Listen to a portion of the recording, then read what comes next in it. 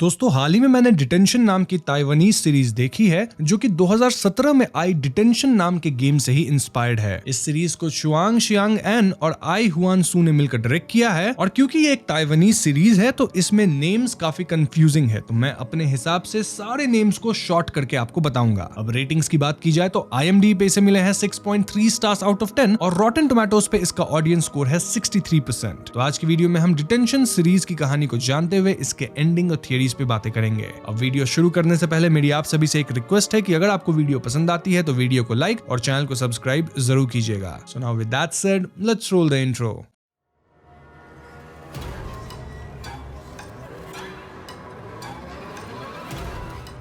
तो इस सीरीज में कुल मिलाकर 8 एपिसोड हैं और हम एक ही वीडियो के अंदर 8 एपिसोड को कवर करने वाले हैं। पहले एपिसोड की शुरुआत में हम ग्रीनवुड स्कूल का नजारा देखते हैं जहां ऑफिसर्स कुछ स्टूडेंट्स और एक टीचर को अरेस्ट करते हैं। वहीं क्लासरूम में बैठी एक स्टूडेंट उन्हें देखती है। इसके बाद हमें बताया जाता है कि अरेस्ट होने वालों में स्कूल के काउंसलर चैंग और स्टूडेंट वी चुआंगटिन शामिल थे। अगले सीन में हम क्लासरूम वाली स्टूडेंट को देखते हैं जिसका नाम फैंग है और वो स्कूल के अंदर चल रहे इलीगल एक्टिविटीज को रिपोर्ट करी थी जिस वजह से उसे स्कूल के सामने अवार्ड दिया जाता है। बट देन अगले ही सीन में फैंग को हम खुद को खत्म करते हुए देखते हैं इसी स्कूल के एक बिल्डिंग से। तो अब फैंग की मौत को 30 साल हो चुके हैं और उसके बाद भी उस जगह को लोग हॉन्टेड मान रहे हैं। इनफैक्ट वहां काफी रिचुअल वगैरह भी कराया गया है लेकिन कोई फायदा ना होने पर स्कूल के उस पर्टिकुलर बिल्डिंग को हमेशा के लिए बंद कर दिया गया है। मतलब स्कूल चल रहा है लेकिन वो बिल्डिंग अब आउट ऑफ बाउंड्स है। खैर यहाँ से सीन शिफ्ट होकर एक टीचर को उसी बिल्डिंग में आते हुए दिखाता है जहां उन टीचर को लगता है कि उन्हें डराने के लिए स्टूडेंट्स उनके साथ मजाक कर रहे हैं। बट तभी अचानक हम क्लोजेट से 2 हाथों को अपीयर होते देखते हैं जो टीचर को क्लोजेट के अंदर खींच लेती है। अब कहानी 3 दिन पीछे जाती है जहां हम युन और उसकी मां से मिलते हैं जो तेपी से ग्रीनवुड स्कूल में एडमिशन करने के लिए आए थे। अब जैसे ही बस टनल से गुजरती है युन को एक हेलुसिनेशन आता है जहां पे वो बस में बैठे एक ऑफिसर को अपनी तरफ आता देखती है। अब अगले सीन में हम युन और उसकी मां को एक घर में जाते हुए देखते हैं जहां लैंडलॉर्ड उन्हें बताती है कि ये घर उनके रिलेटिव का है जो कई अरसों पहले यहाँ रहा करते थे।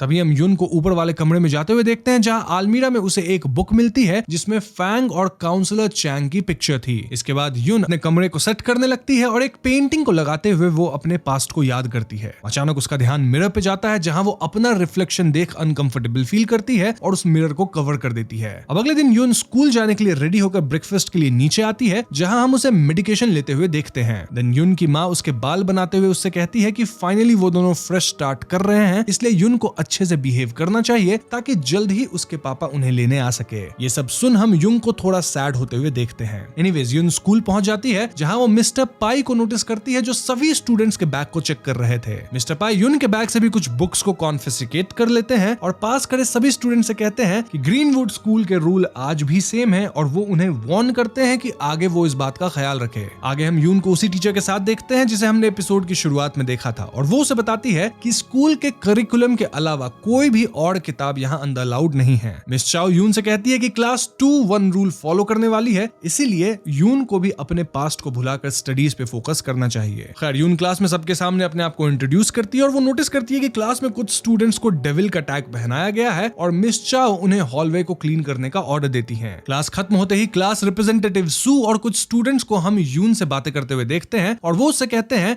कि वो डेविल्स की तरफ ध्यान ना दे और उन्हें इग्नोर करे। सीन शिफ्ट होकर एक टेंपल में आता है जहां हम उसी डेविल टैग पहने हुए स्टूडेंट को देखते हैं जिसका नाम चैंग है। यहाँ हम जान पाते हैं कि ये सिटी ऑफ गॉड का टेंपल है और चैंग फैमिली कई जनरेशन से इस टेंपल की देख रेख करते आ रहे हैं। ये फैमिली लोगों के लिए रिचुअल्स भी परफॉर्म करते हैं। यहाँ से चैंग वेनलियन के पिता उसे अपने अंकल वी के लिए खाना ले जाने के लिए कहते हैं और हम यहाँ समझ पाते हैं कि वेनलियन को टेंपल में काम करना कुछ खास पसंद नहीं है। खैर हम चैंग वेनलियन को अपने अंकल के लिए खाना ले जाते हुए देखते हैं और हम नोटिस करते हैं कि अंकल वे थोड़ा वियर्ड बिहेव कर रहे थे एज वो चैन वेनलियन के रेडियो को बंद कर देने पे उस पे गुस्सा हो जाते हैं। वेनलियन उनसे पूछता है कि आखिर वो किस चीज से इतना डरते हैं, जिस पे अंकल वी कहते हैं कि वो ये सब बातें ना करे क्योंकि कोई अभी भी इस कमरे में मौजूद है। अब यहाँ अंकल वे किसकी बात कर रहे हैं ये हमें आगे के एपिसोड में पता चलेगा। एनीवेज वेनलियन वापस घर आता है और हम उसे टेंपल के डोनेशन बॉक्स में से कुछ पैसे निकालते हुए देखते हैं जिसे वो संभाल कर अपने कमरे में रख देता है। अब अगले दिन ची युन को स्कूल का टूर देती है और वो उसे हाउनचुई बिल्डिंग के बारे में बताती है जो ओल्ड ग्रीनवुड स्कूल का पार्ट था, लेकिन कुछ सुपरनैचुरल घटनाओं की वजह से उसे बंद कर दिया गया है। हानशुई बिल्डिंग बेसिकली वही बिल्डिंग है जहां पे कांड हुआ था 30 साल पहले, जो कि अब आउट ऑफ बाउंड्स है और वहां जाना अलाउड नहीं है। खैर, तो अचानक यून बाकी स्टूडेंट्स को अपनी तरफ देखता हुआ नोटिस करती है और वो हैलुसिनेट करती है कि सब उसे बुरा भला कह रहे हैं, जबकि रियलिटी में ऐसा कुछ नहीं था। यून ची से कहती है कि उसकी तबीयत कुछ ठीक नहीं है, इसलिए वो इन्फर्मरी जा रही है। ची उसके साथ जाने की बात कहती है, लेकिन यून उसे मना कर देती है। तो यून ची से झूठ बोलकर हानशुई बिल्डिंग में एंटर करती है और हम बिल्डिंग के अंदर एक और स्टूडेंट को नोटिस करते हैं जो कि डेविल का टैग पहनी हुई थी, और वो रोते हुए किसी से ये कहती है कि अब वो इस तरह और नहीं जी सकती। यहाँ से सीन शिफ्ट होकर यून को दिखाता है जो बिल्डिंग के रूफ पे बैठे अपना मेडिसिन ले रही होती है, जो शायद वो अपने हैलुसिनेशंस के लिए लेती थी। तभी वहाँ चैंग वेनलियन आ जाता है और हम दोनों की अच्छी दोस्ती होते हुए देखते हैं। यून के पूछने पे वेनलियन बताता है कि उसे डेविल टैग इसलिए पहनाया गया है क्योंकि उसके ग्रेड्स लो हैं। वेनलियन कहता है कि एक दिन वो इस शहर छोड़कर चला जाएगा क्योंकि उसे यहाँ घुटन महसूस होती है। क्यों? क्योंकि यहाँ के लोग कंजर्वेटिव लाइफस्टाइल को फॉलो करते हैं, इनफैक्ट बाहर के म्यूजिक को या बुक्स तक को अलाउ नहीं करते। अब थोड़ी देर बाद यून वापस स्कूल जाने का डिसाइड करती है और तभी हम किसी को रूफ पे आते हुए सुनते हैं। वेनलियन यून की छुपने में मदद करता है और हम उसी लड़की को वहां आते हुए देखते हैं जो एक चेयर को रूफ के एज पे लेके जाती है और उस पे खड़ी हो जाती है। यून उसे ऐसा देख रोकने की कोशिश करती है, लेकिन वो लड़की उससे कहती है कि वो अब अपने आप को भूल चुकी है और उसे याद नहीं कि वो पहले कौन थी। ऐसा कहते हुए वो लड़की क्या की होगी आप लोग समझ ही रहे हैं, मैं बोलूंगा नहीं, थैंक्स टू यूट्यूब। खैर, तो लड़की को खत्म होता देख दोनों शॉक्ड हो जाते हैं और वेनलियन यून को यहाँ से जल्दी बाहर निकलने के लिए कहता है। बाहर भागते वक्त यून की मेडिसिन वहीं गिर जाती है और माली की आवाज सुन ये लोग डर जाते हैं। वेनलियन छुपते हुए यून को बाहर निकालता है, लेकिन यून उस लड़की की बॉडी के ऊपर एक लाइट के रिफ्लेक्शन को देखती है।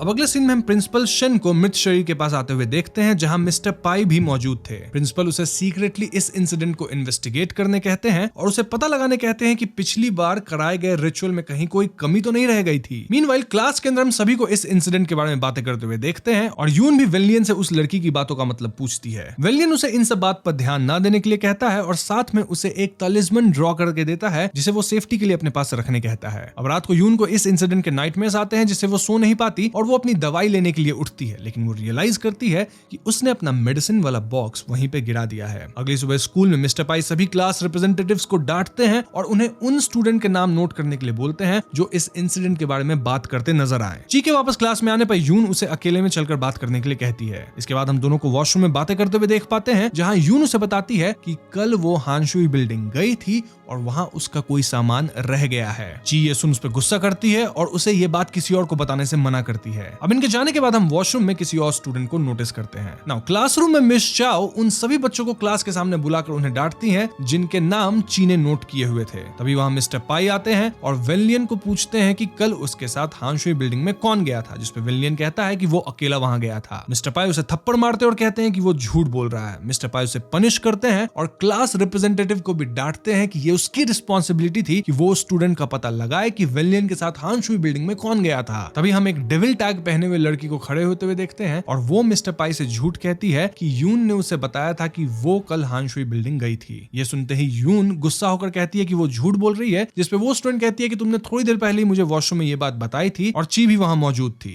मिस्टर पाई के पूछने पे ची कोई जवाब नहीं देती और मिस्टर पाई डेविल का टैग यून को पहना देते हैं। जाते हुए मिस्टर पाई मिस चाओ को अपने क्लास पर ध्यान देने की सलाह देते हैं, जिसे सुन मिस चाओ बिल्कुल भी खुश नहीं थी। आगे हम प्रिंसिपल को टीचर्स के साथ एक मीटिंग करते हुए देखते हैं जहां मिस्टर पाई सभी टीचर को अपने क्लास के प्रॉब्लमेटिक बच्चों का रिपोर्ट तैयार करने कहते हैं। यहाँ मिस चाओ इंसल्टेड फील करती है और अगली क्लास में हम उन्हें यून पे गुस्सा होते हुए देखते हैं। यून यहाँ बेसिकली उन्हें बता रही थी कि स्टूडेंट्स ने उसका एग्जाम पेपर चेंज कर दिया है, लेकिन मिस चाओ उसकी बातें भरोसा नहीं करती। इनफैक्ट वो यून की सबके सामने बेइज्जती तक करती है और उसे स्टिक से मारती है। मिस चाओ एड्स कि वो यून की माँ से उसकी कंप्लेन करेगी और ये सुन यून की तबीयत फिर से खराब होने लगती है और हम उसे स्कूल के बाद हानशुई बिल्डिंग की ओर जाते हुए देखते हैं। यून बिल्डिंग के अंदर अपनी मेडिसिन बॉक्स को ढूंढने लगती है जो उसे वॉशरूम में पड़ा हुआ मिलता है। जैसे ही वो उसे उठाने जाती है वॉशरूम का डोर अपने आप बंद हो जाता है और यून ये देख पैनिक करने लग जाती है। तभी वहां उसे किसी के चलने की आवाज आती है और एक लड़की की आवाज उसे सुनाई देती है जो उसे मैनिपुलेट करती है और कहती है कि वो दोनों एक डील कर सकते हैं जहां वो यून की कोई भी हेल्प कर सकती है। इस पे यून मिस चाओ को याद करते हुए कहती है कि वो उन्हें दोबारा देखना नहीं चाहती और तभी वॉशरूम का डोर खुल जाता है। इसके बाद यून घर वापस आती है और अपने माँ को अपसेट देख उनसे उनकी तबीयत के बारे में पूछती है, लेकिन वो उसे कोई जवाब नहीं देती। सोते वक्त यून ड्रीम में मिस चाओ को हानशुई बिल्डिंग में जाते हुए देखती है जहां कोई अनजान शक्ति उन पे अटैक कर देती है, जिसे देख वो डर जाती है। अचानक हम वहां फैंग के स्पिरिट को आते हुए देखते हैं और एपिसोड 1 यहीं पे खत्म हो जाता है। अब एपिसोड 2 की शुरुआत में हम मिस चाओ को हानशुई बिल्डिंग में एंटर करते हुए देखते हैं जहां क्लोजेट के अंदर अंदर उन्हें कोई बंद कर देता है। अचानक मिस चाओ अपने आप को फैंग के क्लासरूम में पाती है जहां ऑफिसर्स क्लोजेट की तरफ आ रहे थे। तभी क्लोजेट का डोर खुल जाता है और बाहर निकलते ही उन पर कोई अनजान शक्ति हमला करके उनके दोनों पैरों को तोड़ देती है। अब सीन शिफ्ट होकर यून को दिखाता है जहां उसकी मां की बातों से यह पता चलता है कि मिस चाओ यून की कंप्लेन उनसे कर चुकी है। यून की मदर उसे मेडिसिन लेने कहती है और अपने पिता को स्कूल वाले इंसिडेंट के बारे में बताने से मना करती है। स्कूल में यून को हम अपनी मदर के साथ आते हुए देखते हैं जहां मिस चाओ की जगह मिस्टर पाई उनसे मिलता है। मिस्टर पाई यून की कंप्लेन करता है जिसके लिए यून की मदर उनसे माफी मांगती है। तभी हम वहां मिस चाओ को देखते हैं जिन्हें स्ट्रेचर पर हॉस्पिटल ले जाया जा रहा था और ये देख के यून काफी डर जाती है। अब मिस्टर पाई के जाने के बाद यून की माँ उससे हैलुसिनेशन के बारे में पूछती है पर यून यहाँ झूठ बोल देती है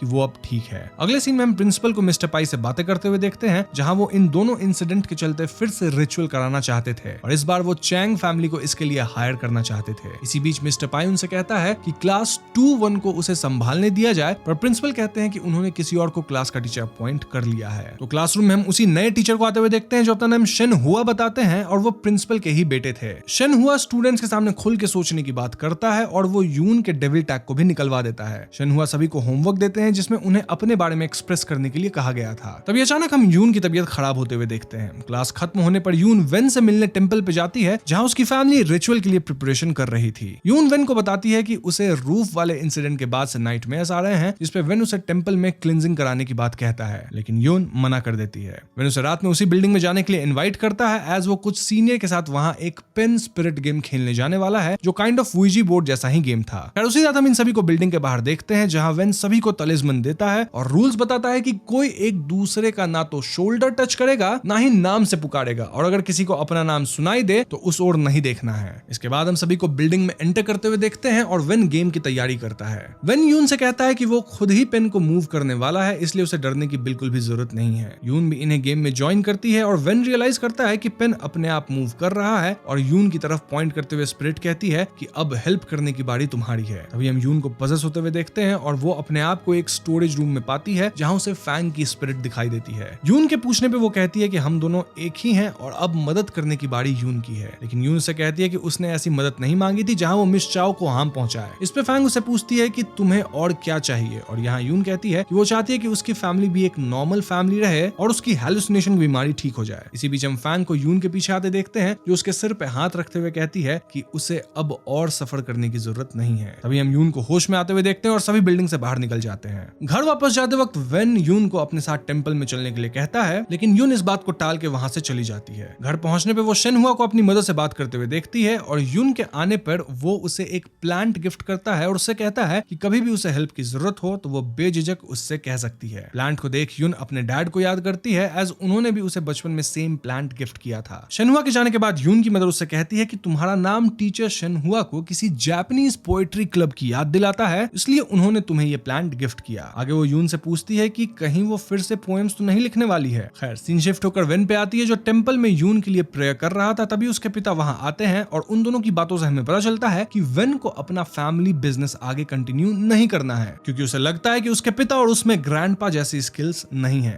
अगली सुबह हम चेंग फैमिली को रिचुअल के लिए स्कूल की ओर जाते हुए देखते हैं जहां रास्ते में ग्रेव यार्ड पे वेन अपने अंकल वी को एक ग्रेव के पास नोटिस करता है। स्कूल में पहुंचकर वेन अपने फैमिली के साथ रिचुअल शुरू करता है और हम सभी टीचर और प्रिंसिपल को वहां आते हुए देखते हैं। यहाँ यून सबसे छुपकर हांशुई बिल्डिंग के अंदर जाती है जहां उसे सीलिंग पे ब्लड और एक ब्लैक स्पिरिट दिखाई देती है जिसका पीछा करते हुए वो कॉरिडोर पे पहुंचती है जहां वो अपनी तरफ एक घोस्ट को आता हुआ देखती है। इस घोस्ट के हाथ पैर में बेड़ियां लगी हुई थी। तभी दूसरी तरफ से एक स्टूडेंट की घोस्ट उसकी तरफ आती है और इससे बचने के लिए यून क्लासरूम में छुप जाती है एंड देन बाहर सब कुछ शांत होता है लेकिन वहां भी उसे स्टूडेंट के घोस्ट नजर आते हैं जो इस बार फैंग की तरफ आगे बढ़ रहे थे जिन्हें देख फैंग डरी हुई थी। यून फैंग का पीछा करते हुए दूसरे कमरे में जाती है जहां उसे एक लाइट आती हुई दिखाई देती है और इसे चेक करने पे उसे एक पेंडेंट दिखाई देता है। तभी वहां हम फैंग को देखते हैं जो अपने तरफ आ रही उसी लड़की के घोस्ट से डरी हुई थी जिसे बचाने के लिए यून वो पेंडेंट उठा लेती है। उसके ऐसा करते ही वेन भगवान के स्टैचू से ब्लड निकलते हुए देखता है जिससे रिचुअल से उसका ध्यान भटक जाता है। ये बात वेन अपने पिता को बताता है पर वो उसकी बातों पे भरोसा नहीं करते। रिचुअल के एंड में हम इन्हें हांशुई बिल्डिंग में नया तलिस्मन लगाते हुए देखते हैं। नेक्स्ट डे हम यून को वही पेंडेंट पहने हुए देखते हैं और जब वो अपने आप को मिरर में देखती है तो हम उसके पीछे फैंग की स्पिरिट को देखते हैं। इनफैक्ट हम यून के बिहेवियर में भी चेंज देख पाते हैं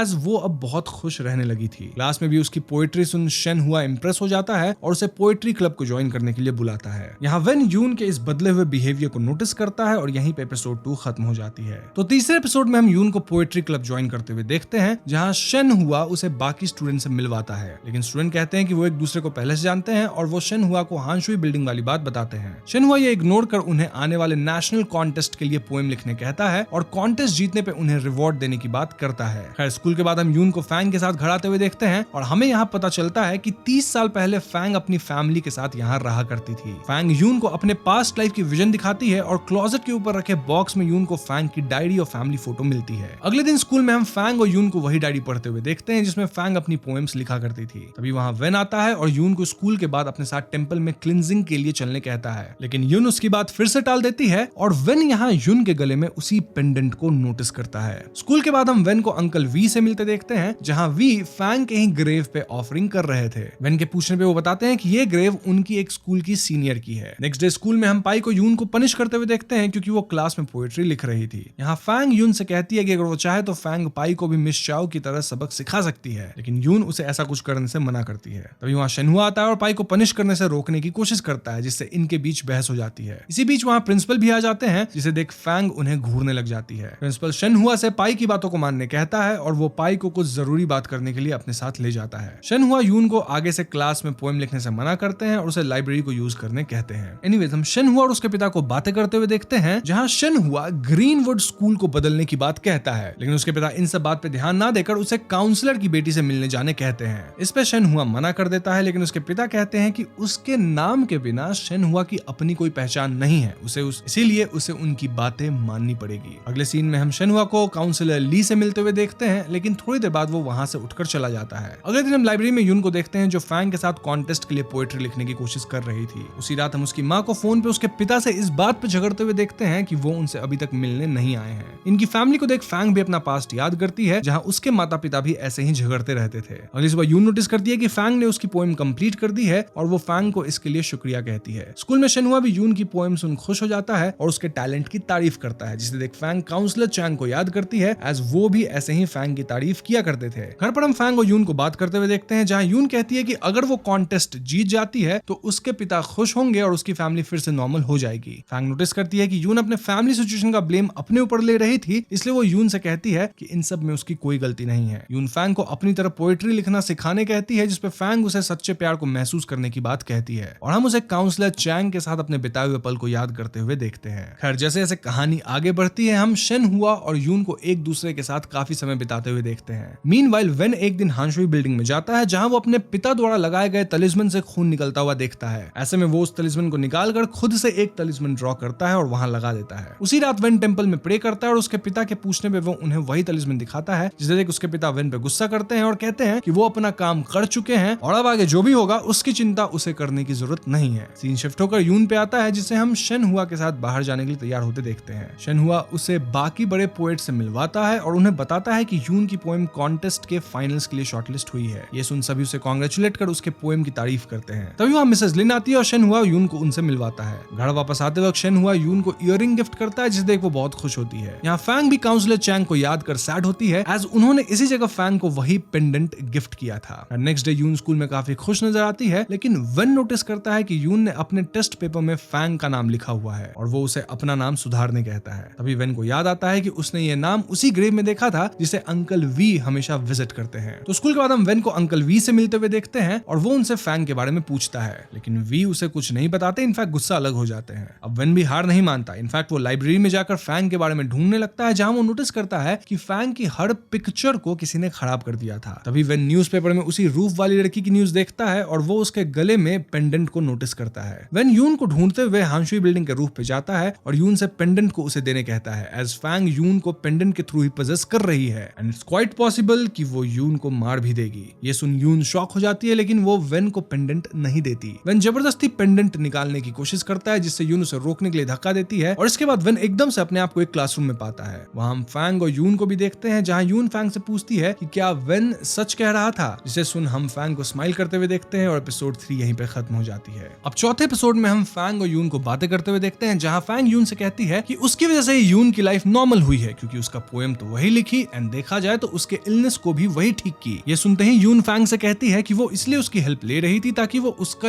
अब यहाँ हमें फैंग का असली मोटिव पता चलता है। दरअसल वो यून को पजेस कर उन लोगों से बदला लेना चाहती चाहती थी जिन्होंने उसके साथ गलत किया है। यून फैंग की बातें सुन वो पेंडेंट निकाल देती है और हम उसे वो पेंडेंट वेन को देते हुए देखते हैं। वेन उस पेंडेंट को तलिस्मन से कवर करता है और टेंपल में वेन फैंग के बारे में जानने की कोशिश करता है। वेन यून को बताता है कि फैंग के नाम का मतलब है अवॉइडेंस या रिट्रीट, मीनिंग कोई भी प्रॉब्लम होने पर फैंग उसे फेस करने के बजाय उससे दूर भागने की कोशिश करती है। एनीवेज हम नोटिस करते हैं कि यून की इलनेस वापस आ गई है एज वो अपने आप को मिरर में इविल वे में स्माइल करते हुए देखती है। वेन पेंडेंट को टेंपल में ही रखने के लिए कहता है और तभी वहां उसकी मदर आती है जो यून को डिनर के लिए इनवाइट करती है। घर वापस जाते समय यून वेन से पूछती है कि वो ये सिटी क्यों छोड़ना चाहता है, जिसपे वेन कहता है कि टेंपल का काम आसान नहीं है और उसके पिता और उसमें अपने ग्रैंडपा की तरह स्किल नहीं है। लेकिन यून उससे कहती है कि एटलीस्ट उसके पिता लोगों की हेल्प तो कर रहे हैं। यहाँ वेन यून से शेन हुआ के बारे में पूछता है लेकिन यून उसकी बातों को टाल देती है। वेन यून से कहता है कि अगर उसे किसी भी हेल्प की जरूरत हो तो पहले उसके पास आए, वो उसकी सभी प्रॉब्लम को दूर कर देगा। ये सुन यून कहती है कि उसे एक इलनेस है जिसके लिए वो मेडिसिन लेती है और वेन उसे ठीक नहीं कर सकता।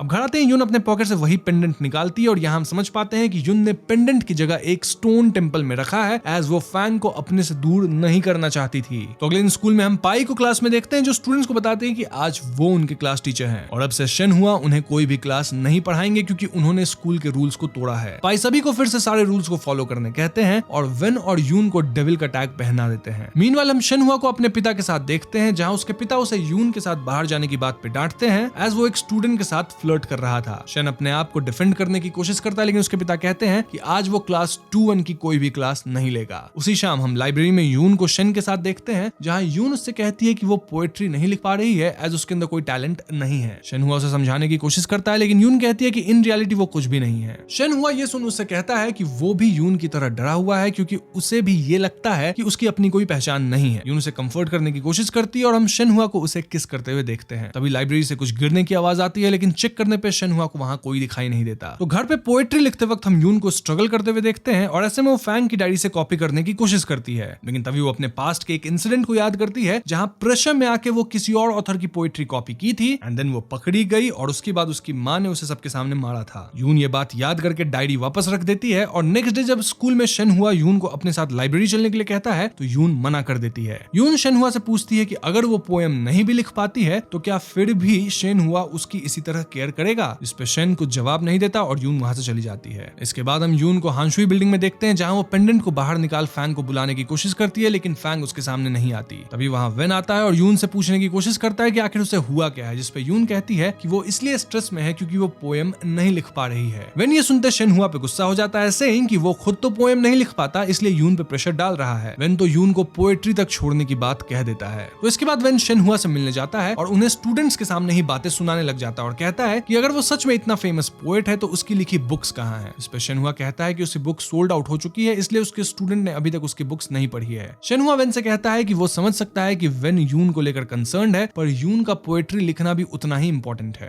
खैर हम लाइब्रेरी में यून को देखते हैं जो अभी तक एक भी पोएम नहीं लिख पाई थी और वो पेंडेंट को बाहर निकाल फैंग को ढूंढने लगती है। तभी उसे कुछ आवाजें आती है और चेक करने पे वो एक बुक से भरे बॉक्स को गिरा हुआ देखती है। यून नोटिस करती है कि इन बुक्स में शेन हुआ का नाम लिखा हुआ था और ऐसी और भी बॉक्स थी जिनमें यही किताबें रखी हुई थी। यून समझ जाती है कि ये सब शेन हुआ की लिखी हुई किताब है जिसे वो खुद ही खरीद लिया है ताकि मार्केट में ऐसा लगे कि उसकी बुक सोल्ड आउट हो चुकी है, जबकि इन रियलिटी शायद उसकी बुक उतनी चल नहीं रही। अब सीन शिफ्ट होकर शेन हुआ पे आता है जहां वो अपने पिता के साथ काउंसलर ली से मिलता है और उनसे माफी मांगता है। शेन हुआ को हम इन सब से अनकंफर्टेबल फील करते हुए देखते हैं और वो बहाना बनाकर वहां से जाने की कोशिश करता है। काउंसलर के जाने के बाद प्रिंसिपल शेन हुआ को फटकार लगाते हैं जिसपे शेन हुआ गुस्सा होकर वहां से चला जाता है और हम उसे लाइब्रेरी में यून के पास आते हुए देखते हैं। यहाँ यून भी उसे बुक के बारे में कन्फ्रंट करती है लेकिन वो बहाने बनाकर बात को टालने की कोशिश करता है। अब यून गुस्सा होने के बजाय उसे कंफर्ट करने की कोशिश करती है लेकिन शेन हुआ उल्टा उस पे ही गुस्सा करता है जिससे यून डर के वहां से जाने की कोशिश करती है। शेन हुआ उसे जाने से रोक लेता है और हम दोनों के बीच बहस होते देखते हैं। ऐसे में शेन हुआ गुस्से में आकर यून के साथ जबरदस्ती करने की कोशिश करता है और यून उसे रोकने की काफी कोशिश करती है बट ऐसा न कर पाने पे अंततः वो फैंग को आवाज देती है। तभी वहां की लाइट्स फ्लिकर होने लगती है और शेन हुआ को फैंग की स्पिरिट वहां दिखाई देती है जिसे देख शेन डर जाता है और उसे ढूंढने जाता है लेकिन वापस आने पे यून भी उसे कहीं नहीं दिखाई देती। अब यहाँ से सीन घर का आता है जहां हम यून को फैंग के साथ देखते हैं और यून इस इंसिडेंट से पूरी तरह टूट चुकी थी। आगे हमें पता चलता है कि यून अब 2 दिनों से स्कूल नहीं जा रही थी और वेन इसका ब्लेम शेन हुआ पे डालता है। स्कूल के बाद वेन यून से मिलने उसके घर जाता है जहां वो उसकी मदर से यून के बारे में पूछता है। यून ये सब चुपके से सुन रही होती है और फैंग उससे कहती है कि वो हमेशा के लिए सबसे छुपकर नहीं रह सकती। इनफैक्ट फैंग तो उसे शेन हुआ से बदला लेने कहती है। यहाँ फैंग रिवील करती है कि उसे भी प्रिंसिपल और पाई ने स्कूल के बुक क्लब पे नजर रखने के लिए फोर्स किया था और उस वक्त उसके पास कोई और दूसरा रास्ता था भी नहीं, लेकिन यून के पास बदला लेने का मौका है जिसमें वो उसकी मदद करेगी। तो नेक्स्ट डे हम यून को स्कूल अटेंड करते हुए देखते हैं, जहां कॉन्टेस्ट जीतने पर एडिटर चिंग उसका इंटरव्यू लेने आई थी। यहाँ शेन हुआ और प्रिंसिपल भी मौजूद थे। हम नोटिस करते हैं कि शेन हुआ ऐसे बिहेव कर रहा था मानो कुछ हुआ ही ना हो। खैर यून अवार्ड लेने से मना कर देती है और कहती है कि ये पोएम उसने नहीं लिखी है, लेकिन शेन हुआ उसकी बातों का दूसरा मतलब निकाल बात संभालने की कोशिश करता है। यून ये सब देख और निराश हो जाती है और हम एडिटर को यून और शेन हुआ की साथ में पिक्चर लेते हुए देखते हैं। इसके बाद हम यून को कॉरिडोर में चलते हुए देखते हैं, जहां वो ये इमेजिन कर रही थी कि वो छत से कूद के गलत कर रही थी अपने साथ, जिससे वो वहीं बेहोश होकर गिर जाती है और वेन आकर उसकी मदद करता है। होश में आने पे वो अपने आप को घर पे पाती है और वो नोटिस करती है कि उसका पेंडेंट मिसिंग है। यून अपने बैग में पेंडेंट ढूंढने लगती है और तभी हम रूम में उसके पिता को आते देखते हैं और एपिसोड 4 यहीं पे खत्म होता है। तो एपिसोड 5 में हम यून के पिता को यून से मिलते हुए देखते हैं और यून उन्हें देख के इमोशनल हो जाती है। डिनर टेबल पे हम इन्हें फिर से एक हैप्पी फैमिली की तरह देख पाते हैं। मीनवाइल हम वेन को पेंडेंट के साथ टेंपल में देखते हैं, जहां वो अपने माँ को यून और पेंडेंट के बारे में बताता है और कहता है कि इसीलिए वो सिटी गॉड से प्रे कर रहा है ताकि वो स्पिरिट यून का पीछा छोड़ दे। लेकिन वेन की मदर कहती है कि ये तभी पॉसिबल है जब यून खुद ये चाहे कि स्पिरिट उसका पीछा छोड़ दे। तो नेक्स्ट टाइम यून को स्कूल से घर आते देखते हैं, जहां घर पर उसके माता पिता एब्सेंट नजर आते हैं। यून के पिता रिवील करते हैं कि उन्होंने यून की डायरी पढ़ी है और वो यून से शेन हुआ के बारे में पूछते हैं। पहले तो यून झूठ बोल देती है कि उसे कुछ भी याद नहीं है, लेकिन उसके पिता उसे प्यार से समझाते हैं। अगले दिन हम यून के पिता को प्रिंसिपल से मिलते हुए देखते हैं, जहां वो प्रिंसिपल को कन्फ्रंट करते हैं, लेकिन प्रिंसिपल बात को टालने की कोशिश करता है। इस पे यून के पिता प्रिंसिपल को धमकी भी देते हैं। उनके जाने के बाद प्रिंसिपल शेन हुआ को बुलाकर उसे फटकार लगाते हैं। सीन शिफ्ट होकर यून पे आती है, जहां हम उसे अपने पिता के साथ टाइम स्पेंड करते हुए देखते हैं। लेकिन तभी यून के पिता को किसी सिंडी का कॉल आता है, जिसे देख यून थोड़ा उदास हो जाती है और अपने पिता से पूछती है कि क्या इस बार वो थोड़े ज्यादा समय के लिए उनके साथ रुक सकते हैं। खैर अगले दिन स्कूल में हम एक कमेटी को यून के केस के लिए मीटिंग करते हुए देखते हैं और कमेटी मेंबर्स यून से इंसिडेंट की डिटेल्स पूछते हैं, पर यून के पिता उसकी जगह जवाब देते हैं। कमेटी मेंबर्स यून से पूछते हैं कि क्या इंसिडेंट के वक्त कोई और वहां मौजूद था, जिस पे यून ना में जवाब देती है। यहाँ प्रिंसिपल मेंबर्स को मिसगाइड करने की कोशिश करते हैं, मतलब बेसिकली वो ऐसा नैरेटिव बना रहे थे कि यून की गलत फहमी है, शेन हुआ बस उसका केयर करता है, जिसको यून प्यार समझ बैठी। प्रिंसिपल यून के पिता मिस्टर लियू को यून के असॉल्ट की मेडिकल रिपोर्ट मांगते हैं ताकि साबित किया जा सके कि ये सच में हुआ था। प्रिंसिपल की बात सुन सभी मेंबर्स भी हामी भरते हैं, लेकिन यून उन्हें एविडेंस के रूप में अपने हाथ के ब्रूजेस को दिखाती है। इसके बाद हम यून को हॉस्पिटल में मेडिकल टेस्ट करवाते हुए देखते हैं और उसके बाद वो अपने पिता के पास जाती है, जिन्हें हम फोन पर अपने सेकंड वाइफ से बात करते हुए सुनते हैं। हम ये समझ पाते हैं कि अपने सेकंड वाइफ से उनको एक बच्चा भी है। अब सुबह स्कूल में हम यून को शेन हुआ से मिलते हुए देखते हैं, जो यून से कहता है कि हमें उस दिन के इंसिडेंट को भुलाकर नई शुरुआत करनी चाहिए और वो यून से बेग करता है कि इस केस में वो उसकी मदद करे, लेकिन यून वहां से चली जाती है। मीनवाइल हम कमेटी के पोएट्री क्लब के स्टूडेंट्स और क्लास रिप्रेजेंटेटिव ची से पूछताछ करते हुए देखते हैं। यहाँ स्टूडेंट्स बताते हैं कि कॉन्टेस्ट की वजह से शेन हुआ सिर्फ यून पे ही ध्यान देता था और कई बार दोनों लाइब्रेरी में अकेले टाइम स्पेंड भी करते थे। एनीवेज हम शेन हुआ को स्टाफ रूम में देखते हैं, जो एडिटर चिंग द्वारा लिए गए फोटोज में फैन को नोटिस करता है और उसे याद आता है कि लाइब्रेरी में भी उसने इसी स्टूडेंट को देखा था। शेन हुआ ये बात अपने पिता को बताता है, लेकिन उसके पिता उसे इन सब की चिंता न करके अपने स्टेटमेंट पे ध्यान देने के लिए कहते हैं। क्लासरूम में हम सभी स्टूडेंट्स को यून के बारे में गॉसिप करते हुए सुनते हैं, जिससे यून की तबीयत खराब होने लगती है। तभी उसे क्लास के बाहर फैंग की स्पिरिट दिखाई देती है। इसके बाद हम यून को हांशुई बिल्डिंग में देखते हैं, जहां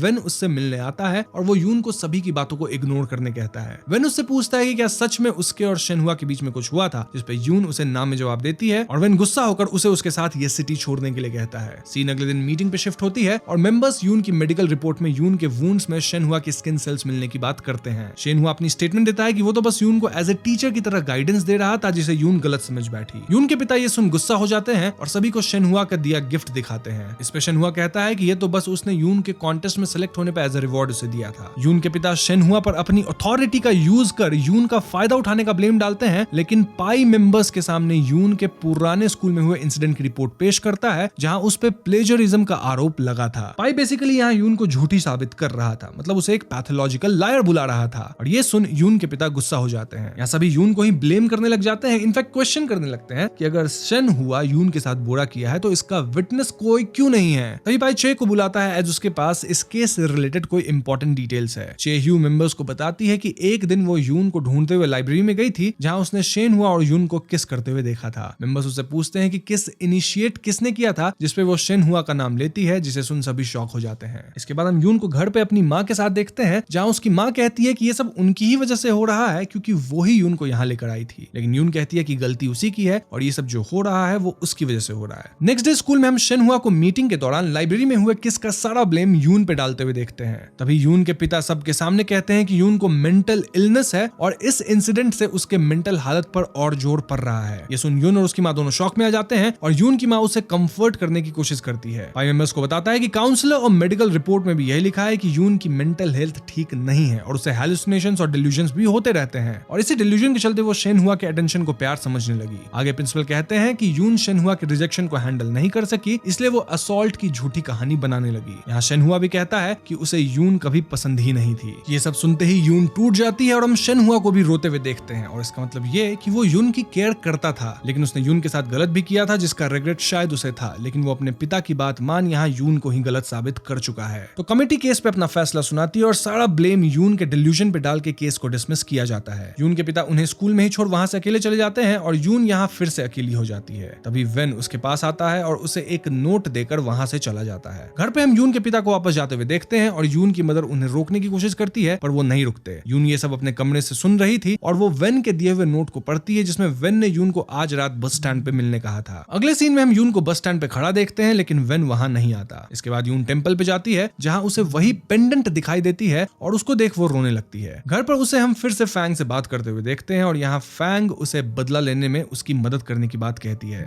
लेकिन यून कहती है कि वो किसी से भी बदला लेना नहीं चाहती और वो भी इन सब का ब्लेम अपने ऊपर ही डालती है। वो फैंग से पूछती है कि क्या मरने के बाद वो नई शुरुआत कर पाएगी और हम बाथटब में उसे अपने साथ गलत करते हुए देखते हैं। यहीं पे 5वां एपिसोड खत्म हो जाता है। अब छठे एपिसोड की शुरुआत में उसी दिन की कहानी दोबारा दिखाई जाती है जहाँ स्कूल में वेन शेनहुआ को पोएट्री क्लब के स्टूडेंट्स के साथ यून के बारे में बातें करता हुआ सुनता है और वो गुस्सा होकर शेनहुआ पे अटैक कर उसे मारने लग जाता है। इस घटना के बाद वेन के माता पिता को पुलिस स्टेशन में बुलाया जाता है जो शेनहुआ से माफी मांगते हैं। घर जाते वक्त वेन के पिता उसे समझाने की कोशिश करते हैं। मीनवाइल हम शेन को अपने पिता से बात करते हुए देखते हैं जो उसे ग्रीनवुड स्कूल के लैंड से रिलेटेड अपनी और काउंसलर की डील के बारे में बताते हैं। वो कहते हैं कि अब पाई के रिटायर होने का समय आ गया है। सीन वापस वेन पे आ जाती है जहां वो अपना सामान पैक कर यून से मिलने बस स्टैंड जाता है पर स्कूल वाले इंसिडेंट के कारण वो लेट हो चुका था और तब तक यून वहां से जा चुकी थी। तभी तो यून को वहां पे वेन नहीं मिला। अगले सीन में हम यून को स्कूल में रेडी होते हुए देखते हैं और हम उसके हाथ में लगे बैंडेज को देख पाते हैं। मतलब बैंडेज इस कारण से आया क्योंकि बाथटब में वो खुद को ही ऐसा कर ली थी। तभी हम नोटिस करते हैं कि मेरे के सामने यून नहीं फैंग खड़ी है और हम यून को किसी स्टोरेज रूम में देखते हैं जहां वी चुआंगुटिन को वहां आते हुए देखते हैं। यानी अब यून और फैंग ने अपनी अपनी जगह बदल ली है और यहाँ से स्टोरी पास्ट और प्रेजेंट में पैरेलल चलती है। एनीवेज हम पाई को भी स्टोरेज रूम में आते हुए देखते हैं जो उन दोनों से पूछता है कि वो दोनों यहाँ अकेले क्या कर रहे हैं। इस पे वी कहता है कि वो टीचर के किसी काम की वजह से आए थे लेकिन यून को कुछ समझ नहीं आता कि ये सब हो क्या रहा है। पाई जब उससे सवाल पूछता है तो वो कहती है कि वो फैंग नहीं है। तभी अचानक यून के शरीर में तेज दर्द होने लगता है और वो फिर से अपने आप को अकेले उसी स्टोरेज में पाती है एंड सब फिर से रिपीट होने लगता है। इस बार पाई के पूछने पर यून उसे हाँ में जवाब देती है जिससे पाई उन्हें क्लास में जाने को कहता है। क्लास में हम मिस यिन को आते देखते हैं जो सभी स्टूडेंट्स का टेस्ट लेती है लेकिन यून टेस्ट पेपर में अपना नाम नहीं लिख पाती और ऐसा करने से उसके सिर में दर्द होने लगता है और वो फिर से उसी स्टोरेज रूम में पहुंच जाती है। ये लूप फिर से रिपीट होता है और इस बार यून टेस्ट पेपर में फैंग का नाम लिखती है। क्लास के बाद यून स्टोरेज रूम जाती है जहां उसे मिस यिन और चुआंगटिन सीक्रेटली मिलते हुए दिखाई देते हैं और मिस यिन चुआंगटिन को एक रेडियो देती है। स्कूल के बाद हम यून और चुआंगटिन को साथ घर जाते हुए देखते हैं और चुआंगटिन यून के राइटिंग की तारीफ करता है। अब दोस्तों अगर आप यहाँ कंफ्यूज हो रहे हैं तो मैं आपको बता दूं कि कहानियां पास्ट और प्रेजेंट में शिफ्ट हो रही है। मतलब हमें यून के थ्रू कई बार फैंग की कहानी भी दिखाई जा रही है। तो अगर आप इस पर्सपेक्टिव से सोचते हैं स्टोरी को तो आपके लिए चीजें काफी क्लियर रहेगी। खैर तो घर पे हम यून को फैंग के माता पिता के साथ डिनर करते हुए देखते हैं। यानी कि यून जो है बेसिकली वो फैंग है। आप समझ रहे होगे ये पास्ट की कहानी है। और डिनर के बाद यून फैंग का रूम चेक करने लगती है जहां उसे नीचे से फैंग के माता पिता के लड़ने की आवाज आती है। थोड़ी देर बाद फैंग की मां कमरे में आती है और यून को एक नोट पढ़ने के लिए कहती है एज उसे पढ़ना नहीं आता था। यून नोट पढ़ उनसे झूठ बोल देती है कि ये उसके पिता की कोई वर्क रिलेटेड नोट है और वो फैंग के पिता की अफेयर वाली बात उन्हें नहीं बताती। अगली सुबह हम दोनों को टेंपल में देखते हैं जहां यून भगवान से पूछती है कि वो आखिर कौन है। इससे हम समझ पाते हैं कि यून अपनी आइडेंटिटी को लेकर कंफ्यूज है और जब वो अपने सराउंडिंग को लेकर क्वेश्चन करने लगती है तो ये लूप फिर से रिपीट होने लगता है। टेंपल से जाते वक्त फैंग की मां नोटिस बोर्ड में लगे मैसेज को पढ़ती है जिसमें सस्पिशियस एक्टिविटी को रिपोर्ट करने कहा गया था। फैंग की मदर यून को पुलिस स्टेशन चलने कहती है लेकिन यून उन्हें मना कर देती है जिससे ये लूप फिर से शुरू हो जाता है और रात में हम पुलिस को फैंग के पिता को अरेस्ट करते हुए देखते हैं। मीनवाइल हम प्रेजेंट में वेन को टेंपल में प्रे करते हुए देखते हैं जहां वो नोटिस करता है कि पेंडेंट मिसिंग है और वो यून से मिलने उसके घर की ओर जाता है। यहाँ घर पे यून की मदर यून के कमरे में जाती है जहां फैंग उनसे कहती है कि यून के हालत की जिम्मेदार और कोई नहीं तुम ही हो एंड वो और उसके सामने एक डॉल को ठीक उसी तरह स्टैब करने लग जाती है जिस तरह यून की मदर ने बचपन में यून की डॉल के साथ किया था। ये देख यून की मदर को अपनी गलती रियलाइज होती है और वो यून से माफी मांगती है। तभी हम वहाँ वेन को आते हुए देखते हैं जो यून की मदर की हालत देख उनसे यून के बारे में पूछता है, जिसपे यून की माँ रोने लगती है। वो कहती है कि मुझे मेरी बेटी वापस चाहिए। वेन उन्हें अपने साथ टेंपल लेकर जाता है और अपने पिता को फैंग के बारे में बताता है, लेकिन उसके पिता उसे इस सब में पढ़ने से मना करते हैं। अब वेन के इंसिस्ट करने पे वो बताते हैं कि स्कूल में अरेस्ट होने वाले लोगों में उसके अंकल वी भी शामिल थे। फैंग के पिता उसे वार्न करते हैं कि फैंग ने खुद को ही खत्म किया था, इसलिए उसकी स्पिरिट रिजेंटफुल हो सकती है। वेन उनकी बात नहीं मानता और अंकल वी के पास जाता है, लेकिन यहाँ वी की हालत भी कुछ ठीक नहीं थी। वी उनसे फैंग के बारे में पूछता है, जिसपे वी कहते हैं कि फैंग की स्पिरिट अपना रिवेंज लेना चाहती है। वेन वी को अपने साथ स्कूल चलने को कहता है, एज फैंग भी अपना बदला लेने वहीं गई होगी, लेकिन वी वहां जाने से मना कर देता है और वेन वहां से अकेले ही स्कूल चला जाता है। तो स्टोरी वापस पास्ट में आती है, जहां फैंग के पिता अब जेल से रिहा हो गए हैं और उनकी तबीयत भी खराब हो चुकी है। अगले दिन हम यून को काउंसलर चैंग से मिलते हुए देखते हैं, जहां मिस्टर चैंग उसे बताते हैं कि मिस यिन ने उन्हें उनकी हेल्प करने के लिए कहा है, एज यून आजकल थोड़ा स्ट्रेस में रहती है और उसके मार्क्स भी कम होते जा रहे हैं। मिस्टर चैंग उससे कहते हैं कि अगर वो अभी बात नहीं करना चाहती तो वो यहाँ बैठ अपने बुक्स को पढ़ सकती है और जब वो कंफर्टेबल हो तभी वो अपने बारे में उनसे शेयर करे। यहाँ मिस्टर चैंग भी उसकी राइटिंग की तारीफ करते हैं और उसे खुद पे भरोसा रखने के लिए कहते हैं। प्रेजेंट में हम सभी को स्कूल की एनिवर्सरी की तैयारी करते हुए देखते हैं और फैंग भी स्कूल में एंटर करती है और एपिसोड यहीं पे एंड हो जाता है। तो दोस्तों अब आप समझ ही गए होंगे कि यून और फैंग काइंड ऑफ एक्सचेंज हो चुके हैं, जहां हमें पास्ट और प्रेजेंट दोनों की कहानी बताई जा रही है। जस्ट दैट पास्ट में अब यून है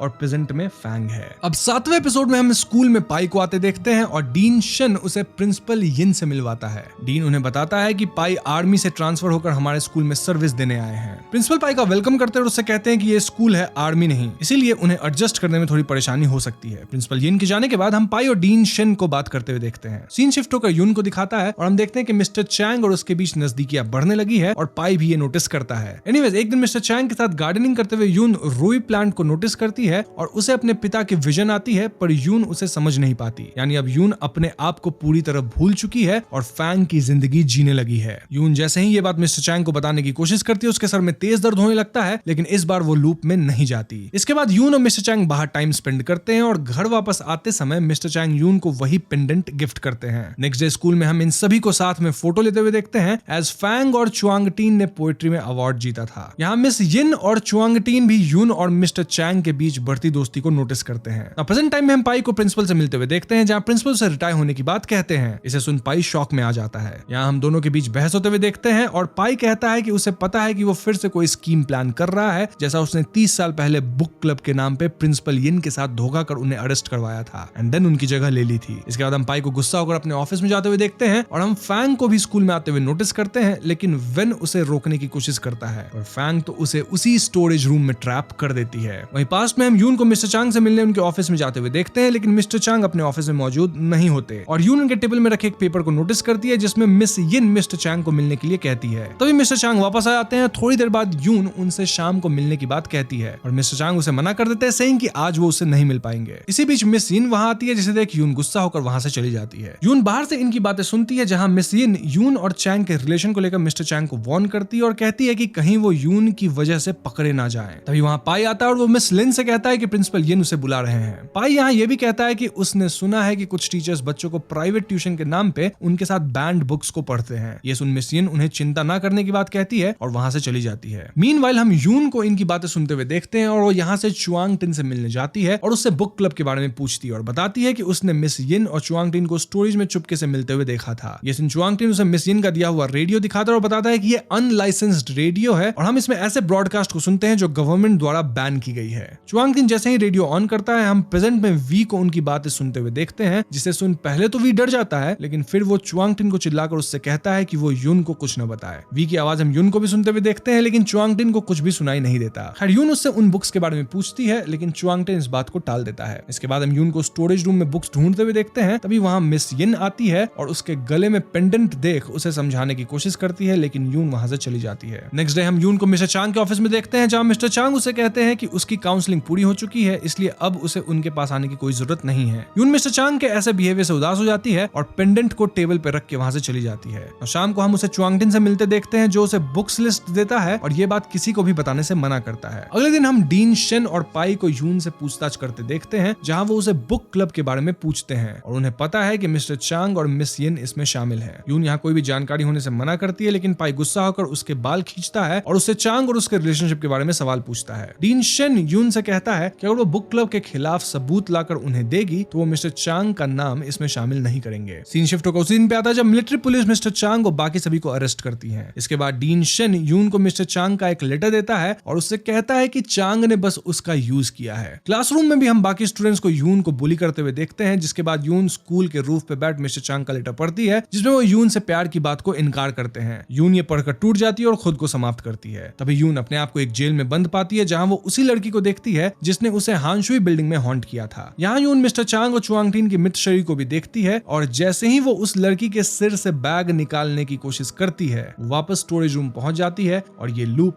फिर से शुरू होने लगता है। हम यून को चुआंगटिन से फिर से मिलते हुए देखते हैं जहां वो उसे रेडियो के बारे में बताता है और दोबारा कुछ आवाजें सुनती है। मीनवाइल हम प्रेजेंट में वी को स्कूल में आते हुए देखते हैं जहां वो वेन की आवाज सुन उसे फैंग के ट्रैप से बाहर निकालता है। तभी वेन रेडियो से यून की आवाज सुनता है और उसका नाम पुकारता है। यहाँ यून जब अपना नाम सुनती है तो उसे सब कुछ वापस याद आने लगता है और वो चुआंग को कमरे से बाहर भेज देती है। यून वेन को बताती है कि वो फैंग के पास्ट में फंस गई है और जब वो कुछ गलत करती है ये सारे इवेंट्स दोबारा रिपीट होने लगते हैं। वेन ये सुन उसे ये बताता है कि उसके ग्रैंडपा कहा करते हैं कि जो इंसान अपने साथ गलत करते हैं वो एक्चुअली मरना नहीं चाहते, बस वो सफरिंग को खत्म करने के लिए ऐसे कदम उठाते हैं। वैन यून को फैंग के जान लेने के पीछे के रीजन को पता लगाने कहता है और तभी वहां चुआंगटिन वापस आ जाता है और रेडियो का कनेक्शन टूट जाता है। प्रेजेंट में हम पाई के ऑफिस में फैंग को देखते हैं जो उसे देखकर हंसने लगता है। फैंग उससे पूछती है क्या उसे अपने किए का कोई पछतावा नहीं है और अब उसके दोस्त शेन ने भी उसे धोखा देकर उसका साथ छोड़ दिया है। पाई सुन गुस्सा होकर उसकी तरफ बढ़ने की कोशिश करता है लेकिन फैंग उस पर हमला कर देती है और एपिसोड 7 यहीं पे खत्म हो जाता है। नाउ एपिसोड 8 यानी फाइनल एपिसोड की शुरुआत में हम सभी को स्कूल की 88th एनिवर्सरी सेलिब्रेट करते हुए देखते हैं और यहाँ एक स्टूडेंट शेन हुआ को बताता है कि इसके बाद पाई की फेयरवेल सेरेमनी है लेकिन उसे पाई कहीं दिखाई नहीं दे रहा था। शेन उसे ढूंढने जाता है और वो स्टाफ रूम में पाई को नोटिस करता है लेकिन जैसे ही वो अंदर जाता है वहां कोई नहीं दिखता। शेन हुआ अपनी टेबल पे उसी प्लांट को नोटिस करता है जिसे उसने यून को गिफ्ट किया था और तभी स्टाफ रूम का डोर अपने आप बंद हो जाता है। शेन हुआ के पीछे हम फैंग को नोटिस करते हैं जो उस पर हमला करके उसके आंखों और मुंह को हमेशा के लिए बंद कर देती है। तभी फैंग को यून की आवाज सुनाई देती है जो उसे ऐसा करने से मना करती है। इसके बाद हम यून और फैंग को साथ रूफ पे बैठे देखते हैं जहां यून उससे पूछती है कि क्या सच में उसके पास जान देने के अलावा कोई और रास्ता नहीं है, लेकिन फैंग को जवाब नहीं देती बल्कि उसका हाथ पकड़ के कूदती है। यून फिर से अपने आप को जेल में पाती है और उसे रियलाइज होता है कि ये जेल नहीं बल्कि फैंग के रिजेंटमेंट से बनी एक जगह है। इस बार यून उस लड़की का सर बैग हटाती है और वो फैंग को वहां देखती है। यून उसे यहाँ से बाहर निकालने की कोशिश करती है लेकिन फैंग कहती है कि उसके बाहर निकलने से भी कुछ नहीं बदलने वाला। यून से पूछती है कि फैंग आखिर किस चीज से डरती है। तभी यून को वेन की बातें याद आती है जो उसने टेंपल में कही थी कि फैंग के नाम का मतलब अवॉइडेंस और रिट्रीट है। यून ये दोनों शब्द लॉक में सेट करती है जिससे लॉक खुल जाता है और बाहर निकलते ही यून वापस उसी दिन में पहुंच जाती है जब फैंग की मदर नोटिस बोर्ड में लगे मैसेज को पढ़ती है। तभी यून को रियलाइज होता है कि फैंग की मदर को तो पढ़ना ही नहीं आता है और वो फैंग ही थी जिसने अपने पिता की झूठी रिपोर्ट पुलिस में की थी। यून फैंग को कन्फ्रंट करने की कोशिश करती है लेकिन फैंग गुस्सा होकर उससे कहती है कि यून ने भी अपनी माँ को धोखा दिया है और उसने भी अपने पिता के अफेयर की बात उनसे छुपाई है। इनफैक्ट अपने पिता के गर्लफ्रेंड से मिलने भी गई है एज वो अपने माँ को छोड़कर उनके साथ रहना चाहती है जबकि उसकी माँ को उसकी परवाह है। यून ये सब बात सुन अपनी गलती रियलाइज करती है। वो पास्ट में जाकर चीजें सुधारने की कोशिश करती है। तभी वहां फैंग आती है और यून उससे कहती है कि वो अब और झूठ के सहारे जिंदगी नहीं जीना चाहती और भले ही फैंग उसकी तरह है लेकिन वो फैंग जैसी बिल्कुल भी नहीं है। यहाँ से स्टोरी प्रेजेंट में आती है और हम स्कूल के ऑडिटोरियम में स्टूडेंट्स को पाई के लिए फेयरवेल सॉन्ग परफॉर्म करते हुए देखते हैं। तभी वहां फैंग के आने के साथ स्टेज पे हम पाई के मृत शरीर को रस्सी से झूलते हुए देखते हैं। ये देख सभी डर के भागने लगते हैं और हम वेन और वी को भी वहां आते हुए देखते हैं। प्रिंसिपल पाई के मृत शरीर को देख शॉक में थे तभी फैंग उन पे भी अटैक कर देती है। प्रिंसिपल फैंग को कहते हैं कि मिस्टर चांग की मौत में वो भी शामिल है क्योंकि उसी ने उन्हें वो बुक लिस्ट दी थी। फैंग ये सुन बुक लिस्ट देने की बात से इनकार करती है जिसपे प्रिंसिपल कहता है कि वो मिस लिन जेलस थी इसलिए उन्हें मिस्टर चांग से दूर करने के लिए उसने उनकी मदद की थी। फैंग ये सुन गुस्सा हो जाती है और प्रिंसिपल को वहीं पे खत्म करती है। फैंग इस बात को एक्सेप्ट ही नहीं कर पाती कि उसने ही वो बुक लिस्ट उन्हें दी थी और यून उससे कहती है कि तुम अपने सच को एक्सेप्ट नहीं कर पा रही हो इसलिए तुमने पास्ट को भी अपने हिसाब से बदलने की कोशिश की है। फैंग अपने हाथ में उसी बुक लिस्ट को देखती है पर फिर भी वो इस पे भरोसा नहीं करती।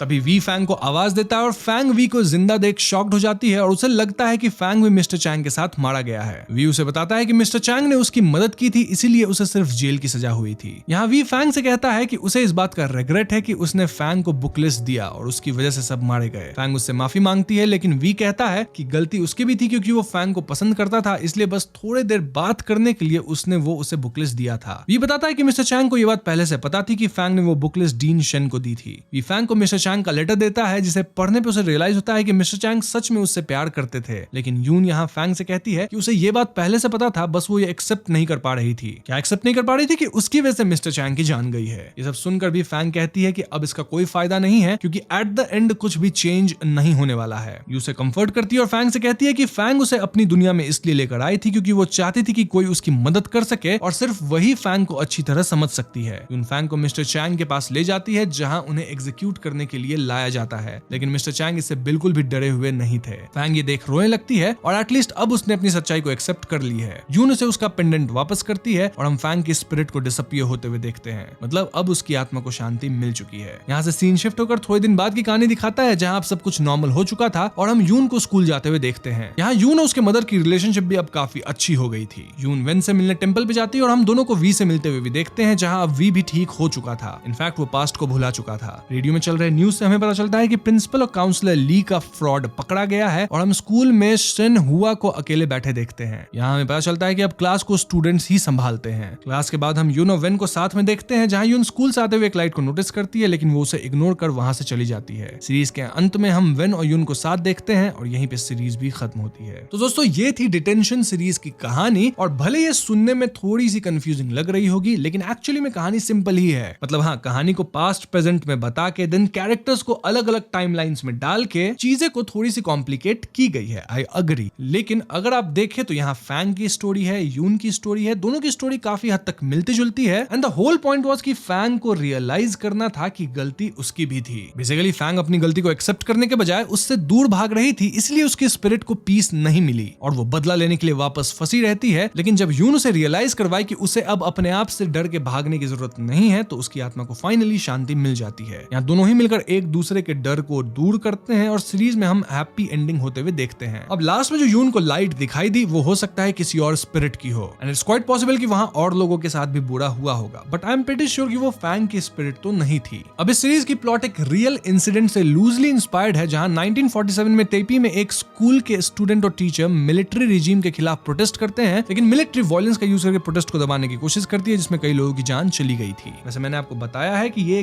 गेम पे बेस्ड है, तो अगर आपको गेम की भी कहानी चाहिए तो आप कमेंट सेक्शन में बता दीजिएगा, मैं कभी और लेके आ जाऊंगा। हालांकि कहानी काफी मिलती जुलती होगी लेकिन वहां चीजें थोड़ी और भी क्लियर होंगी क्योंकि वहां हम एब्सोल्यूट स्टोरी पे नहीं बल्कि फ्लो पे डिस्कस ज्यादा करेंगे। एनीवेज ये थी डिटेंशन सीरीज की एक्सप्लेनेशन, उससे जुड़ी कुछ थियरीज। उम्मीद करता हूं आपको एक्सप्लेनेशन पसंद आई होगी और समझ में भी आई होगी। स्टिल अगर आपके मन में कोई कंफ्यूजन है तो कमेंट सेक्शन खुला है, आप वहां पूछ लीजिए, मैं कोशिश करूंगा आपको रिप्लाई कर देने का। और हाँ, वीडियो पसंद आई हो तो लाइक और शेयर करें। सारे चैनल पे नए हैं तो हमें सब्सक्राइब भी कीजिएगा क्योंकि हम अपने चैनल पे ऐसे वीडियोस लाते रहते हैं। पीस।